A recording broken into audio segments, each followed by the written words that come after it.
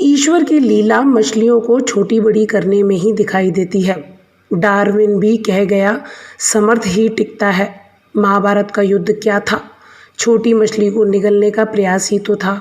कृष्ण नहीं होते तो राजस्थान हो, भारत हो, विश्व पटल हो अथवा सागर की गहराई, प्रकृति के बाहर कुछ नहीं है। वही हमें पैदा करती है, पालती पोसती है और अंत में समेट लेती है। सारे 64 पासे यहीं धरे रह जाते हैं। सिवाय कर्मों के कुछ भी साथ नहीं जाता। याद किसको रहता है? राजस्थान का संघर्ष छोटी बड़ी मछली का नहीं है, अहंकार और अज्ञानता का है, महत्वाकांक्षा और खोटी सलाह देने वालों का है।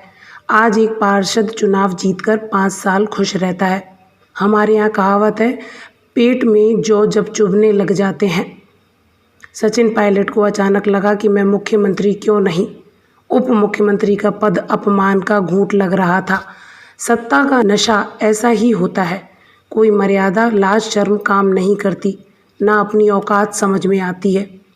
बस हो गए कपड़ों के बाहर। यह सिलसिला सचिन का शुरू किया हुआ नहीं है। राहुल गांधी के सिर पर राजघराने की तरह ताज रखा और उनको मुंह की खानी पड़ी। उन्होंने जिन जिनको पदासीन किया, बिना अनुभव के सारे राजकुमार कांग्रेस की नाव में छेद कर रहे हैं। ज्योतिरादित्य जी ने अपनी कीमत वसूली और बिक गए। सचिन ने कांग्रेस को धूल चटा दी। बिना अनुभव के राहुल और युवा टीम अहंकार में ही तो जी रही थी। हल्दी का टुकड़ा पाकर पंसारी हो चले थे।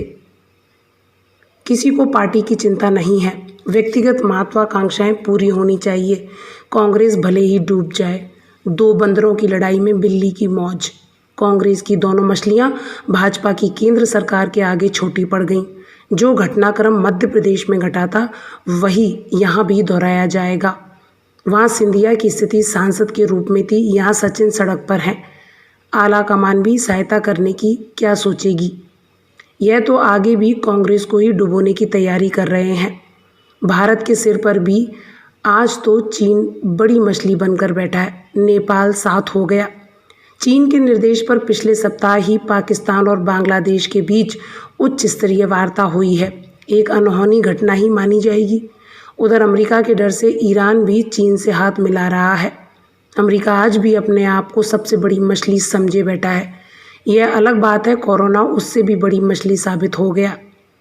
अमेरिका में तो प्राकृतिक आपदाओं का दौर भी काफ़ी समय से जारी है। चारों ओर महाभारत की तैयारियां चल रही हैं। अपने अपने शंखनाद हो रहे हैं। राजस्थान में भी भाजपा ने सिंहनाद तो कर दिया है।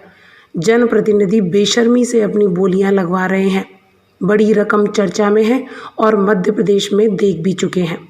जहां राजा महाराजे बिकने को उतावले हों, वहां एक विधायक की क्या कहें। उसके लिए तो यह राशि चांद पर पहुंचने जैसी है। मध्य प्रदेश के पूर्व मुख्यमंत्री कमलनाथ से सारा वृत्तांत सुना जा सकता है। वे आज भी संपूर्ण दल बदल सहित सारी सीटें वापस जीतने को जूझ रहे हैं। सचिन ने राजस्थान में भाजपा की सारी कठिनाइयां हल कर दी। वैसे भी अकेला चना भाड़ नहीं फोड़ सकता। सचिन अपने अहंकार बनाए रखने के एवज में गहलोत सरकार गिराकर अधिक संतुष्ट होंगे। भाजपा के शंखनाद से कांग्रेसी विधायक भी कपड़ों से बाहर हो रहे हैं।